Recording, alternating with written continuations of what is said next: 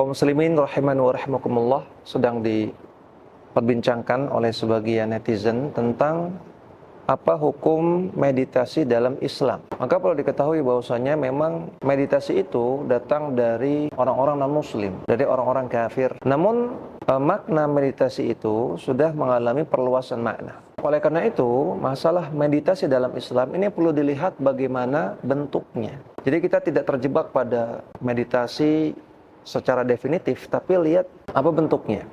Nah, kalau meditasi dalam bahasa Arab saja dikatakan sebagai ta'ammul atau tafakkur. Ta'ammul, merenung, tafakkur, berfikir. Ya, dalam bahasa Arab, meditasi itu dimaknai merenung atau berfikir. Kalau memang seperti itu, maka andaikan seseorang melakukan meditasi dengan cara merenung, dia merenungkan kekuasaan Allah, dia merenungkan ayat-ayat Allah, dia memikirkan tanda-tanda kebesaran Allah, dia memikirkan ayat-ayat Quran, dia memikirkan hadis-hadis Nabi SAW, maka tentunya seperti ini tidak ada masalah, hukumnya boleh. Misalnya seseorang dia di masjid, dia ta'ammul, dia merenung tentang ayat-ayat Quran, tentang hadis-hadis Nabi, atau dia ada di alam terbuka sambil memandangi keindahan alam, dia merenungkan tanda-tanda kebesaran Allah Subhanahu wa taala. Dia fokuskan pikirannya untuk memikirkan tanda kebesaran Allah, kekuasaan Allah Subhanahu wa taala, tanpa disertai dengan unsur-unsur yang menyerupai praktek meditasi orang-orang non-muslim, orang-orang kafir, maka seperti ini tidak masalah. Sekedar merenung, sekedar tafakkur. Adapun kalau bentuk dari meditasi itu adalah dengan terkandung di dalamnya unsur-unsur yang diadopsi dari meditasi ala orang-orang non-muslim, seperti misalnya harus melakukan gestur tertentu, ya, dengan gerakan tertentu, misalnya dengan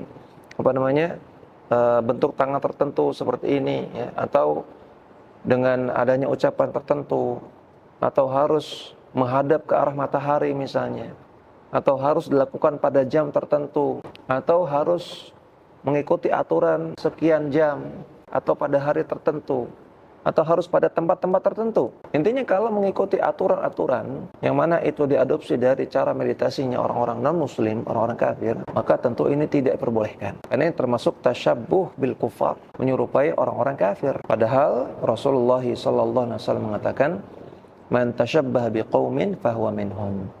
Siapa yang menyerupai suatu kaum, maka dia bagian dari kaum tersebut. Hadis riwayat Imam Ahmad, Abu Daud dan yang lainnya, hadisnya sahih.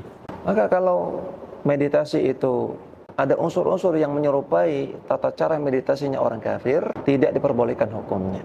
Dan perlu diketahui bahwasanya larangan untuk menyerupai orang kafir ini tidak memandang niat. Sebagaimana penjelasan Syekhul Islam Ibnu Taimiyah rahimahullah taala, bahwasanya larangan tasyabbuh tidak memandang niat. Walaupun niatnya sebetulnya baik, walaupun niatnya tidak berniat untuk tasyabbuh, namun ketika ada keserupaan, adanya kemiripan, kesamaan dengan hal-hal yang menjadi ciri khas orang kafir, di sana tidak diperbolehkan. Ketika itu tidak diperbolehkan. Karena permasalahan dari tasyabbuh itu adalah adanya keserupaan, itu inti masalahnya.